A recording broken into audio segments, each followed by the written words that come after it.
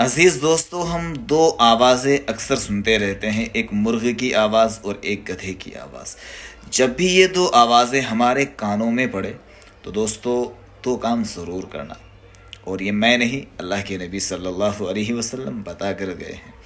حدیث پاک کے اندر موجود ہے، ترمذی شریف کے اندر یہ روایت ہے، اللہ کے نبی صلی اللہ علیہ وسلم نے ارشاد فرمایا، جب بھی تم مرغ کی آواز سنو تو اس وقت اللہ کا فضل مانگو، اللہ سے دعا کرو، کیونکہ جب مرغ آواز نکالتا ہے تو اس وقت وہ فرشتے کو دیکھتا ہے۔ اور اسی طریقے سے جب تم گدھے کی آواز کو سنو، جب بھی گدھے کی آواز کانوں میں پڑو تو اس وقت اللہ سے پناہ مانگو۔ کیوں؟ اس لیے کہ وہ شیطان کو دیکھ کر آوازیں نکالتا ہے۔